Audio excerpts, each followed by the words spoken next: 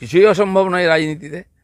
আর নাইডু আর নীতিশবাবুর মতো পল্টুরাম যারা আছেন তাদের উপরে ভরসা করা তো বেমানি, আমরা দেখেছি, ঠকতে হয়েছে। কিন্তু রাজনীতি বাধ্যবাধকতা থাকে, তারা বিজেপির সমর্থনে জিতে আসেন আর বিজেপিকে ছেড়ে অন্যের সঙ্গে হাত মেলান। সেইটা আসবে কি না সেটা পার্টির সর্বোচ্চ নেতৃত্ব দেখবেন, দেখার লোক আছে আমাদের। আর মমতা ব্যানার্জির কথায় কেউ কোনোদিন বিশ্বাস করেনি।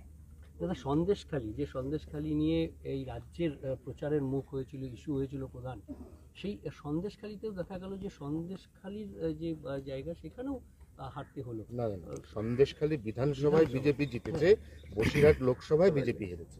দেখুন, সন্দেশখালীর আন্দোলনটা রাজনীতিক আন্দোলন ছিল না প্রথম। ওখানকার সাধারণ মানুষ, আদিবাসী মানুষ, মহিলাদের অত্যাচারের বিরুদ্ধে আন্দোলন ছিল। পরে বিজেপি সেটা টেক আপ করেছে, লড়াই করেছে। যে কোনো রাজনৈতিক পার্টি করেই এ ধরনের আন্দোলনকে কাজে লাগায়। আমরা চেষ্টা করেছি তাদের ন্যায় দেওয়ার, সঙ্গে দাঁড়িয়েছি। টিএমসির চাপা দেওয়ার চেষ্টা করেছে, প্রচণ্ড অত্যাচার করেছে। কালকেও অত্যাচার হয়েছে। আগামী দিনে তারা ওইখানে থাকতে পারবে কিনা, সেই মহিলারা যারা আন্দোলন করেছে, এই পরিস্থিতি আছে। এই যে একটা ঐতিহাসিক ঘটনা এবং মহিলারা আন্দোলন করে সারা দেশের সামনে উদাহরণ প্রস্তুত করেছেন, এটা তো তার জন্য তাদেরকে স্যালুট করা উচিত। বাকি আগামী দিনে কী হবে দেখা যাক। তার ফল সন্দেশখালী, হিঙ্গলগঞ্জ বিধানসভা বিজেপির বহু পুরনো গড়। 20-30-40 হাজার ভোট আমরা ওখানে পেতাম, যখন সারা বাংলাতে 10% ভোট পাইনি, 4% ভোট পেতাম।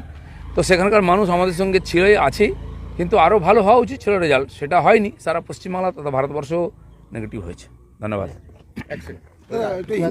হিন্দিতে ছিল, মানে দরকার নেই।